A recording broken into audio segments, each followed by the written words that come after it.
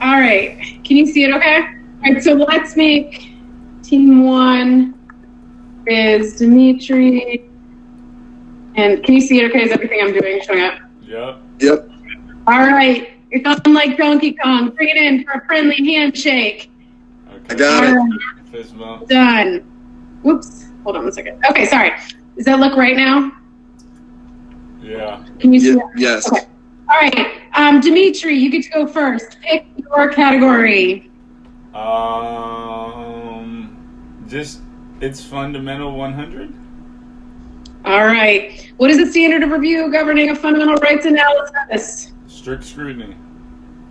And what does that mean? That means that the government must have a compelling state, or must be a compelling state interest and a narrowly tailored means. Woo, woo, woo, woo. Perfect. 100 points. Good job. Awesome. On the board. All right. Check it out. Look, isn't this awesome? It even goes everything out. Drew. Oh, wait. No, Dimitri, you get to keep going, right? I don't know how that. We'll just go back and forth. Drew, go. Okay, there you go. Distribute this for 100. Typically, he gets to keep going until he gets one wrong, though. But I know. I'm afraid, but I don't want. I'm too chicken to tell anyone they got anything wrong. I don't want to be in that position. All right. Here you go. And then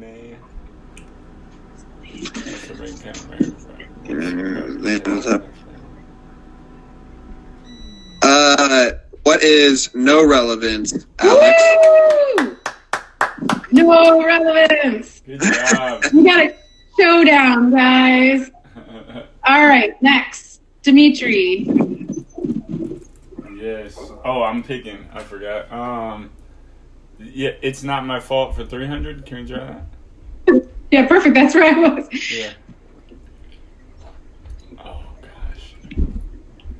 Oh, 60 to 90 days, or 30 to 60 days, or 60 to 90. Yay! 60 days.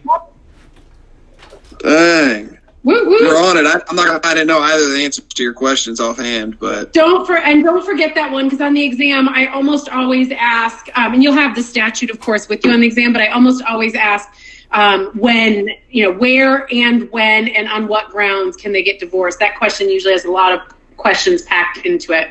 Okay. All right, Drew, what's your pick? distribute this for 200. All right.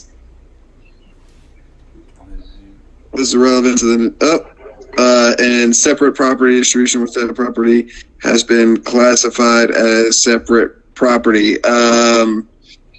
It goes into that particular spouse's bucket. Perfect. Yep, that fully governs. So title theory governs. Fully governed. I like that better. Perfect, but it would not govern, like you said. Could I say? Would you give me points off if I said marital bucket on my exam? No. Actually, most people do. It's pretty funny. Okay. No, yes. I didn't have you guys for first semester torts, but I always use the phrase little n negligence and big N negligence. And I can't tell you how many people put that on their exams to me. They're like, this is little n negligence, but not big N negligence. All right, Dimitri. All right. Sheesh. Can we do license to marry for 200? Absolutely. It's supposed to be a second wedding, Comer. To my second wedding to Matt Damon without any further credence. So he's not licensed to marry anyone? No, he's not an online minister or anything like that. So no. He's just Ben Affleck. So no, he can't? You got it. Only authorized officials. He can go online and, get his licensing, but good.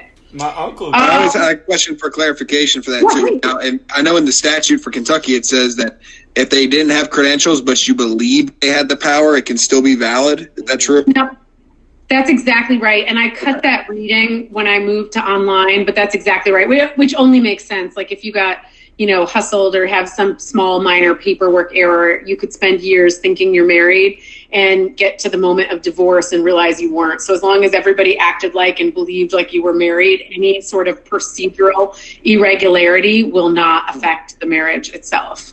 Gotcha. There are some really interesting cases about that back in the day, though, before same-sex marriage with transgendered persons, if you're curious, because you have to fill out the paperwork affirming that you have one man and one woman who were marrying, and that was considered a void ground for marriage, meaning that a third party could challenge it. So there was a really famous case in Texas where a transgender person was married and died, and then the family contested the divorce, or contested the will, rather. Anyway, just an interesting random point. But any procedural irregularities will all be waived as long as everybody held themselves out as if they were married. Gotcha. Okay, who just did that? Dimitri, that was you, right? Yeah. The Ben Affleck question? Yeah. Who just went? Me. I think it's my turn. Yeah, perfect. Drew, what do you want? Can I go with 500 for distribute this? Woo! Fake spouse filed for bankruptcy after the court orders what is no? I love the form. Beautiful. See, those big questions, they get you. It's the only way to win. Dimitri, go big or go home, my friend. All right, let's do license to marry for 500, please. There you go. Cited alone binding authority for the fundamental right to marry is cited alone binding authority. Okay, I'm gonna say I think it can be, but there's other cases that you can put with it, like the trilogy of cases that you talk about. Good. It would need those with it, though. So as long as it's cited with, you got it. My trilogy of Zablocki and Turner, because technically Loving v. Virginia on its own was equal protection. But then you're exactly right. It said that the right to marry is fundamental, but it wouldn't stand on its own. Okay. Boom. All right. Drew, what's your choice? I'm gonna go distribute this for 400. I think that's the one I'm comfortable with, so I got to go stick with that one. You're going to crush this column. What are the two approaches for distributing an unvested pension that a court could apply? Oh man, I think that's where you could,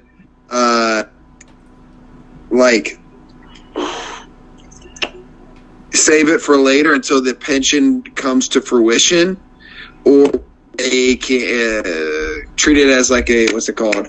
An expected, I don't know. Just go ahead. I think No, you got it. Keep going. You got it. They could treat it as a an expected, losing the term here, or as it's an unexpected thing and leave it solely to the person to whom that pension is owed. Good. Like the employee. Somebody just joined us. Who joined us? Nathan, hey. How are you? Good. How are you? Good. I think that there is a way. Hold on one sec. I think I can add a third player. And yes. All right. Nathan, you're in. You're behind, but that's all right. I already said at the beginning that just for playing tonight, I was going to grant immunity for any on-call this week, just for coming out to play on a Sunday night. Excellent. So Drew All right, so back through, what were we on, 400? Is this what we run? Yeah. Yes. So what are the two approaches for distributing an unvested pension? I'm going to give Nathan a chance to steal. Thank you. I'll be right back.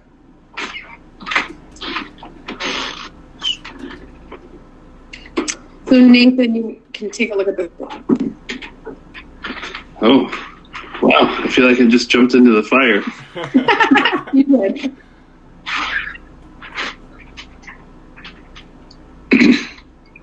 Hold on one sec. Sorry. Let me get this better.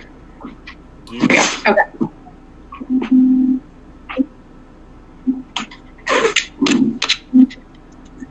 I actually wouldn't bring it for this one. I don't know. All right, Dimitri, you want to try to steal? Yes, man. No, I would pass on this one. Dimitri, you're too nice. Hello? All right. No, that wasn't All right. me. Wait, hello?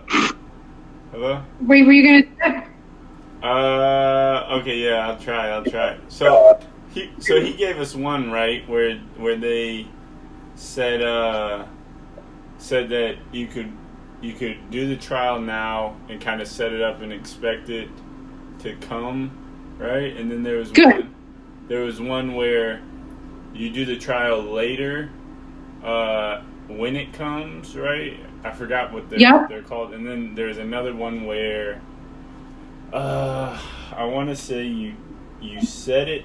Oh crap! The other two were like you come to trial later, and then. Yep. And then if you don't come to trial later, when do you go to trial? You go to trial now.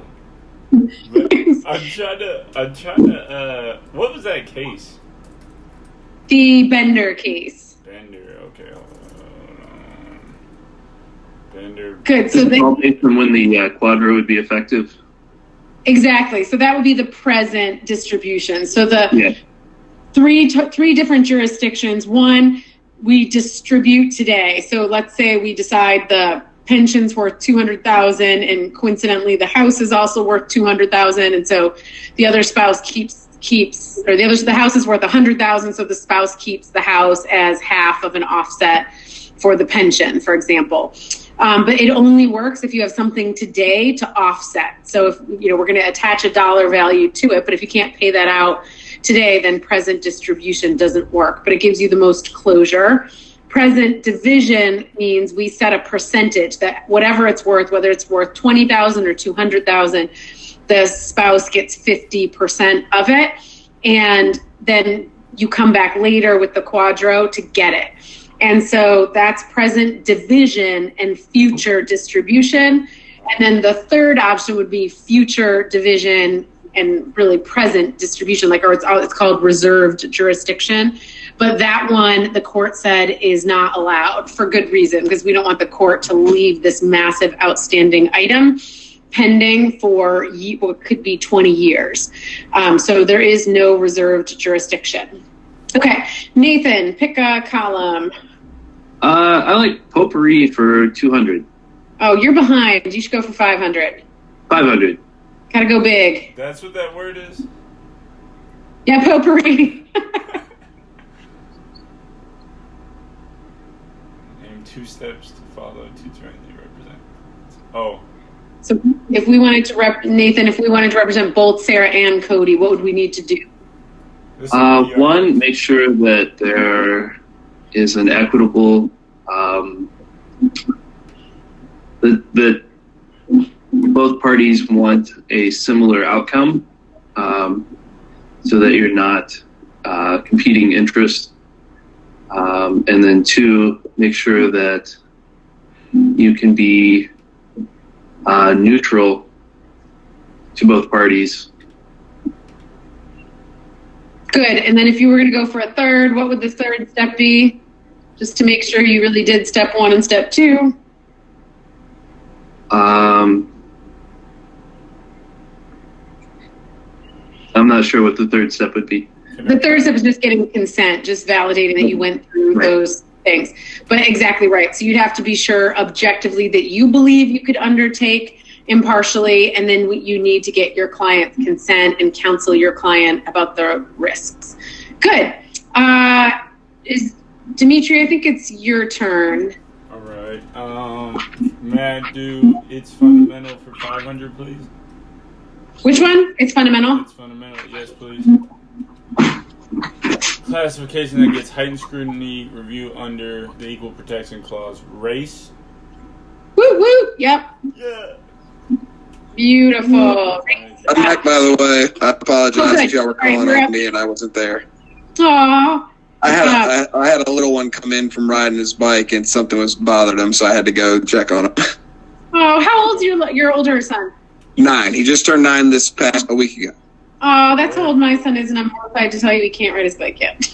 Well, I'm sitting on the porch and I could hear him inside upset, so I was like, let me go do the fatherly thing real quick. My kid could have a thoughtful conversation with you about Paul's graph, but he can't ride his bike or tie his. That's awesome, though. Yeah.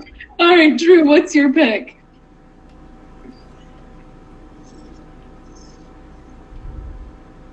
Oh, Drew, are you there?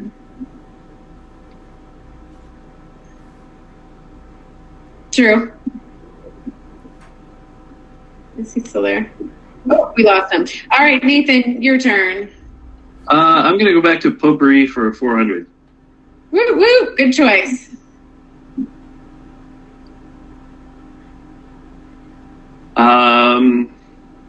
Let's see. Harm, bodily or mental harm, proven by corroboration with family and friends. Good. And what kind of effect? Long term. It has to at least have that adverse health effect. Right.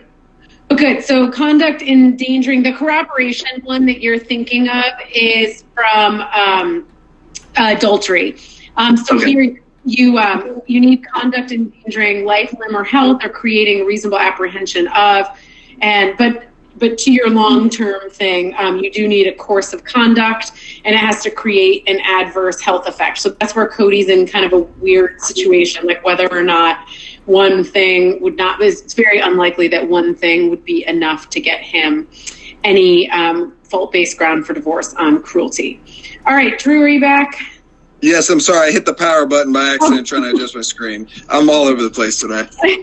That's all right. It's your turn. Can I distribute this for 300? Woo, woo. All right.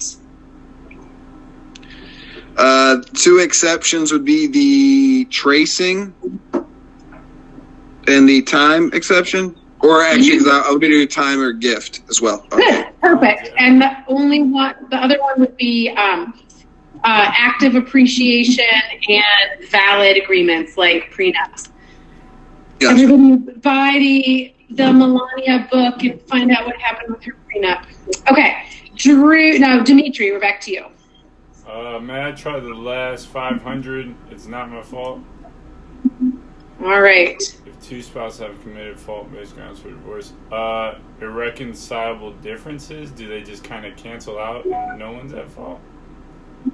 They do, but what's the term for two bad actors canceling each other out? Oh, crap. Well, I thought it was irreconcilable differences, but maybe it's something else. But that would be the standard for the no-fault ground, so they definitely would get that. But for fault-based ground, not recrimination is not. Woo-woo. Oh, Yep. It is? Okay. Yeah, that's exactly it. Yep. The defense of recrimination, so the divorce would not be granted on fault-based grounds, at least. Oh, okay. Thanks. Perfect. Drew, we're back to you. We jumped over you last time. Gotcha. Can I do a pandemic potpourri for 300? Yes. What is the difference between desertion and destructive or constructive desertion? Is that where desertion's where you break off cohabitation because you intend to separate, where constructive is more like the other person has like intolerable conduct, leaving them like no choice but. Perfect. Yep, that's exactly right. So the intent, the desertion requires actual breaking off of cohabitation and the intent to desert. Constructive desertion is the spouse who stays in the house, or is it's brought by the innocent spouse saying that the conduct was so intolerable that you were forced to leave. Good Perfect. job. Nathan, your turn. Oops, I didn't give you those points. Let's do It's Fundamental for 400. Awesome.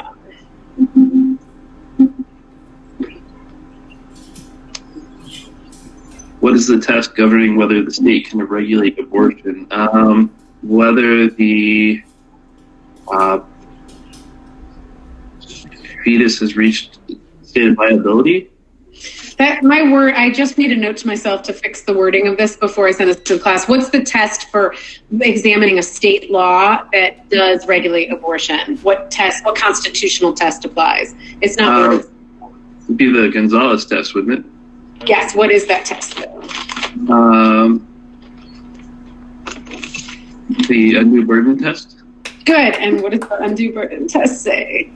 Oh, Alex Trebek is getting sticky. Wow. Specifics, Bob. Let's see. would be whether a regulation would be overly burdensome to the woman. Good. So much so that it would affect her individual rights. Good. And that's usually, so the state can't put an undue burden. Undue burden is defined as something that has the purpose or effect of placing a substantial obstacle. That is a really important test. It's something that sets a lot of exams apart, is remembering the specifics of this test specifically. An undue burden is something that has the purpose or effect of placing a substantial obstacle in the path. A lot of people just resort to that strict scrutiny language, but the court does not apply strict scrutiny to any abortion regulation. Okay. Perfect. I can't remember if I gave you points or not. Dimitri, your turn. May I do It's Not My Fault for 400, please? Is throwing a remote at Cody and requiring sticks? No. Perfect. Why not? Because it doesn't have the it's not endangering the person's life, or is the word imminence, does that mean anything here, or it's not cruel? It does not here, but it does in getting a protective order, like in court. But here, it's the course of conduct language that is missing, or I think you're right, that it wouldn't go far enough to endanger life or limb. Good. Drew, your turn. Could I get the license to marry 400? Oh, wow. You always got to come at me with the Constitution. So that is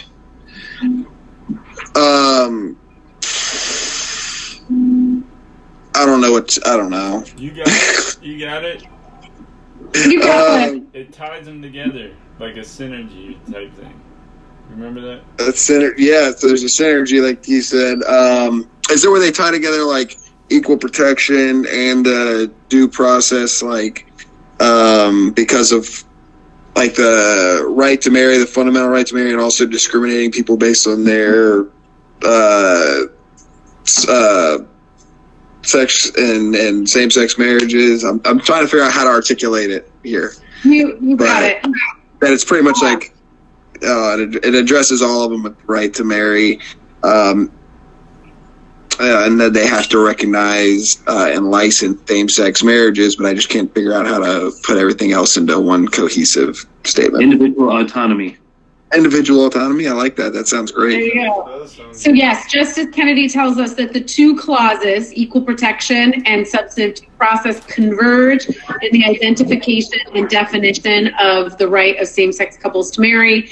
And the interrelationships of these two principles furthers our understanding of what freedom is and must become. So like they're interrelated, they converge, they're connected. I think the imagery of like the double helix is really helpful there. Yeah, that was right on the tip of my tongue. I swear I would have gotten it. Exactly. Nathan, your turn. Let's do It's Fundamental for 300.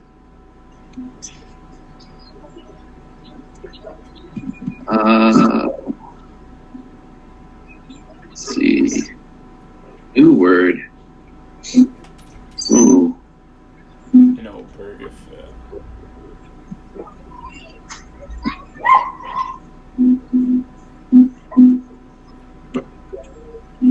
I'll give you a hint. It starts with a D. Oh.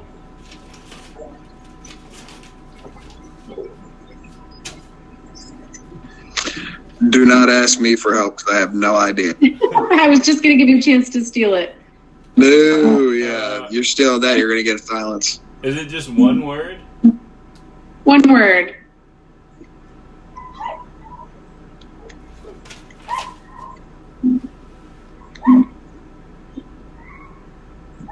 There is a D word coming to mind right now, but I don't think it's one Justice Kennedy had in mind. The word is dignity. He talks in Gonzalez about the dignity interest of like the doctor in practicing their profession and not having their profession marred, so to speak, by the sort of disgust that he injects into the partial birth abortion procedure. And then in Obergefell, he talks about dignity in the context of the families and particularly the children of same-sex couples and the ability for those children to have their relationships recognized with the dignity that it deserves. Okay.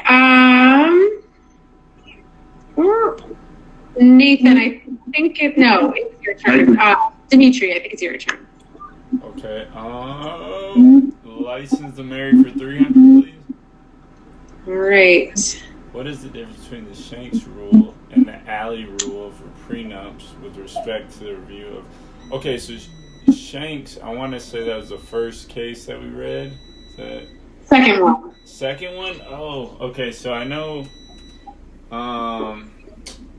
this was a tough part for me. So I thought they both put in substantive fairness, but then they do. Then the Shanks one was... What's the difference in the timing? Fairness when? Is it one was... I'd have to look at Allie again. Was it... Oh. No, I thought I had it. So one was fairness. I want to say fairness was like throughout the marriage things could change, so maybe something about fairness at the end for... Good, that's the ALI rule. Okay.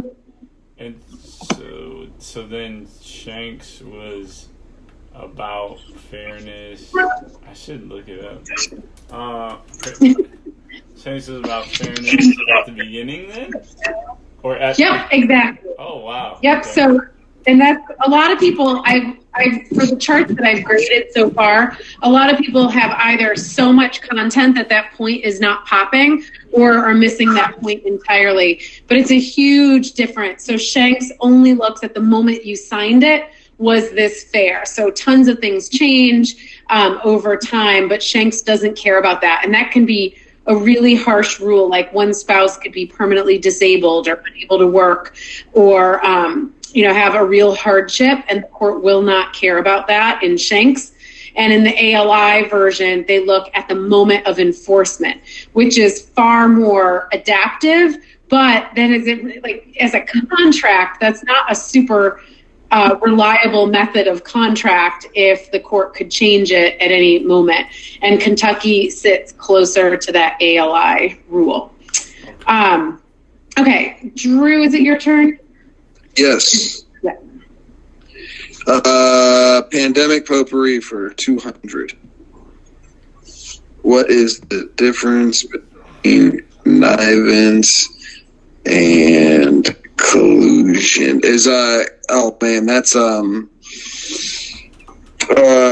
Collusion's like both parties are agreeing to like do something wrong so they can have a divorce, where connivance is just like one person. Yep, that's exactly right. So collusion really has no modern relevance whatsoever. But back in the day when there was no such thing as a no-fault divorce, the only way you could divorce was to agree to it. And there was like a whole industry in New York, especially because New York didn't allow no-fault divorce until just a few years ago in the 2000s. And so there was like a whole industry, for example, in New York, where you could hire someone who, like an actor or an actress, to come in and pretend that they had an affair with one of you. But you couldn't get a divorce without effectively lying. And the reason that matters is it terribly taints the family law bar and the ethics of family law lawyering to have that kind of a history. But connivance is agreeing. So I use like the movie Hall Pass as an example. You might agree, or you might have an open marriage, or you might, have some sort of, what was that one? No, what did you just do? This one. You might have some sort of consent to do the conduct. Usually connivance is not allowed for domestic for cruelty. You can't consent to cruelty, but you can consent to adultery, and you can consent to other fault-based grounds. Okay, Nathan. Let's do it's fundamental for 200. Excellent. What is the standard of review governing rational basis scrutiny?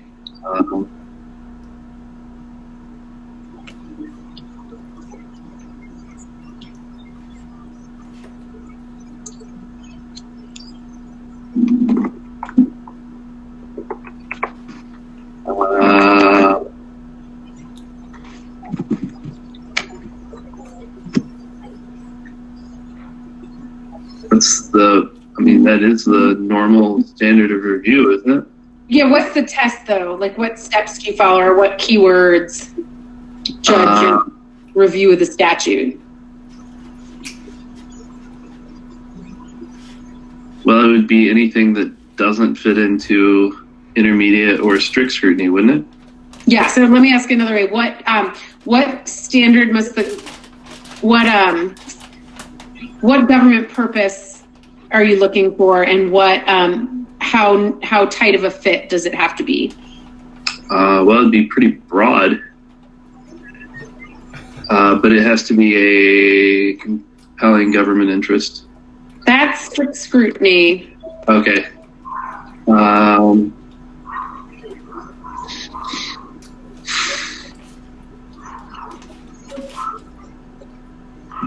You've got where is it? There we go. So the government there has to have a legitimate government purpose, and things just have to be rationally related. You're totally right when you said, because you said isn't the answer the question itself. So to some extent, yes, but this is what the official language you'll apply on the exam. You'll apply that if what I give you does not infringe on a fundamental right, or if it's a classification that is not subject to some sort of heightened review. So you're most likely to see it there. Okay. Dimitri. Professor, a question on that last one. Yeah. When we're answering and say it's not rational basis review, say it's just any other classification.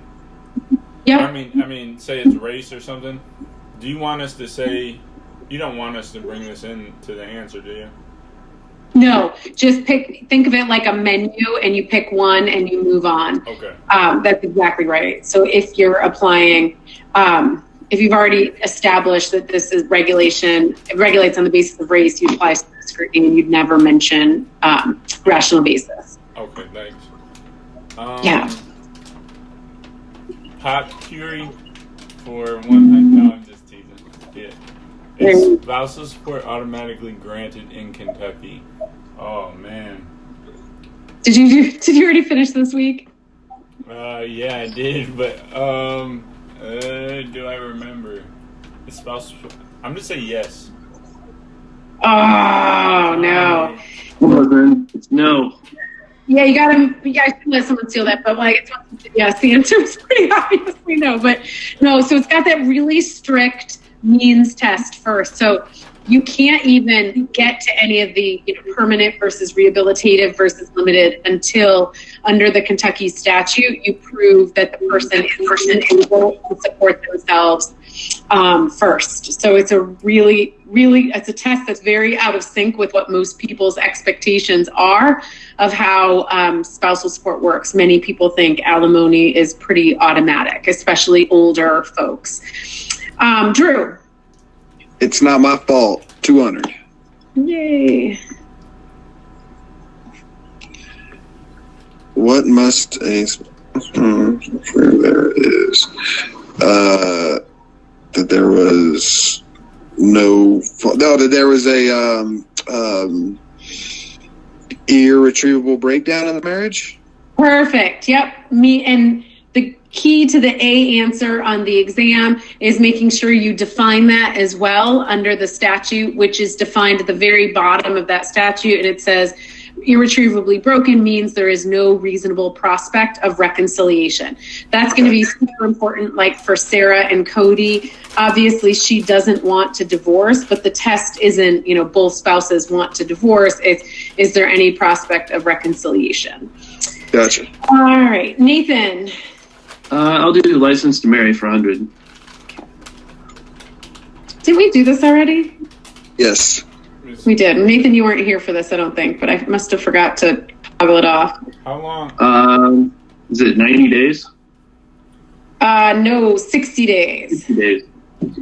I forgot. All right, Dimitri, bring us home. Adultery. Perfect. Yeah. Oops. Lost my spot. Yes, good. I think we cleared it. All right, awesome. I am, stop this here. Okay, cool. So that's my game. I'm going to send that out to the class, and I'm going to actually clean it up a little bit first, but then I'm going to send it out to everyone if you ever want to. You can play at home with your loved ones for fun.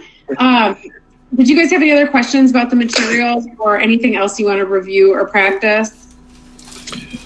Not offhand. I want to still review constitutional law some more, and then maybe set up like a office hour or something with you at any time during the week to kind of go over it. But I want to prepare a little bit more before that meeting, if that's all right. That sounds awesome. No, definitely do that. And you did stay. Did you stay last Thursday? I did, yes. Yeah. So but definitely let's do that. And then, and if you wanted to just pick, I have a bunch of old exams posted already. One good way to review would be to just do one of those and we could talk it out in office hours. Okay, cool. Is it on Blackboard? Yeah, under exam materials. And then this Thursday in our lawyering lab, we're doing a whole nother equitable distribution practice as well. Okay. Cool. Awesome. Thank you. Yeah, no, Graham, thanks for joining. Dimitri, Nathan, any other questions? I need to tighten up my definitions for a lot of stuff I'm looking at, and then I probably should re-review my own spousal support and stuff, just because. And that's what we're going to do in the lawyering lab too. So you should never, finish the online module and feel 100% ready. We'll practice it this week. Particularly, that's where I always assign in the online module reading the statute, but that doesn't necessarily make it, stick really well. So we'll practice that for Sarah and Cody this week as well. Yeah, I messed up because I read the statute last week and then I didn't look at it again, and so that was so that's probably why it's out of my mind a little bit. But I definitely need to go through my fault-based and prenup stuff and kind of tighten it up a little bit, just make it more concise. Yeah, the biggest thing, I think everybody has good passive mastery of it, just making sure you guys know time constraints are tight, just making sure that you've got all that language ready to go. So if you have access to a printer, I would definitely start printing out these little charts that you're making and have those ready and accessible, and just start to highlight those key terms. Like on the spousal support, I would highlight that at the time of execution versus at the time of enforcement, highlight course of conduct, highlight some of the terms that we emphasized here. But I feel like everybody has just a little bit more work to do outside of class just to get those materials organized and really quick, really efficient to work with. Yeah. Well, another question.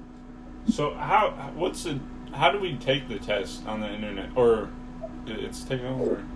I don't know. Yeah, it's home. And did you take tests on Extegrity at the end of the spring semester? I'm not positive. I know I might have, but I don't think I did. I'm trying to think of, anyway, the way it works is you will go to this site, and the week before the very last week of class, your assignment for the lawyering lab is to do a practice exam. So you'll have already gone to the site and done it once before the actual exam comes. But for the actual exam, you go to this ExamSoft Extegrity site, and you log in, and your exam's sitting there. And the minute you download it, it starts a timer for you personally, and then you have 3 hours, and I'll add some I'll add more to it just to account for downloading and all the, challenges of taking this at home.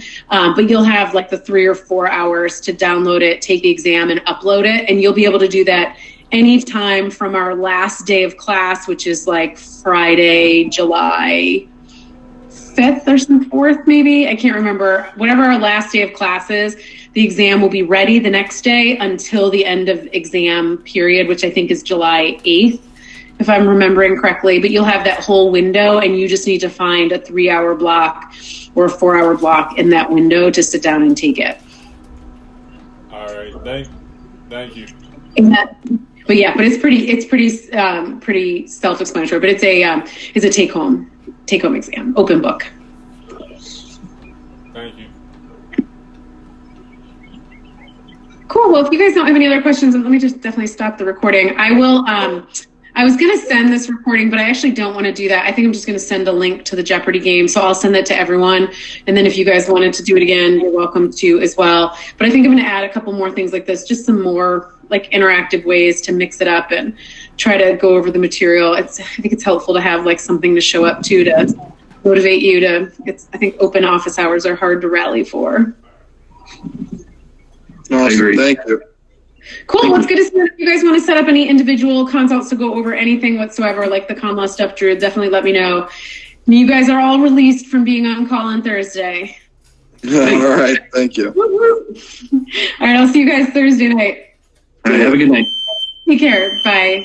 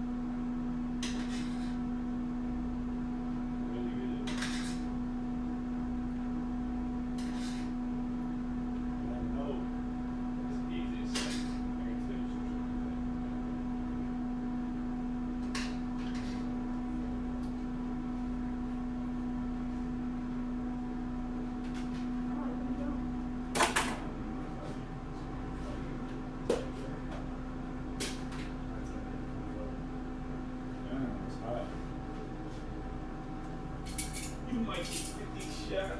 I'm from 50. You repping 50 blocks. I'm studying it. You know, niggas counts.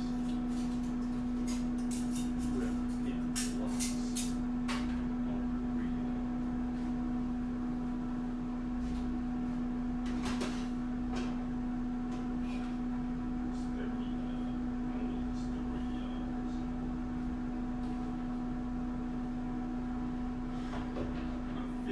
Blocks. I pull a 50 box. You want a 50 shot. Ass is a titty shot. Should hit a milli rock. I'll make that milli pop. Do a milli drop. I'm with a Billy Nah. She want a Billy Bob.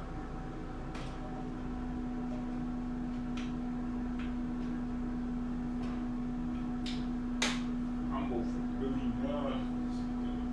nah. Coming with me now. I'll be out hitting now.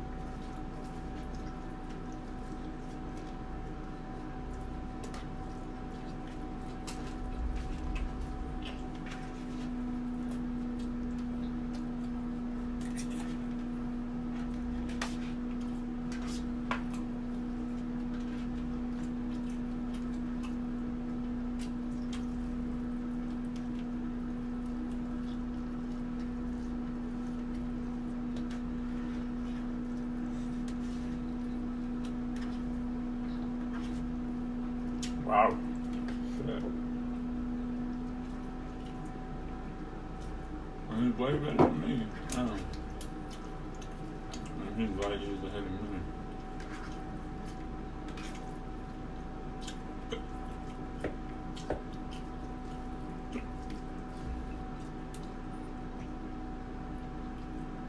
Seems like I'm on both.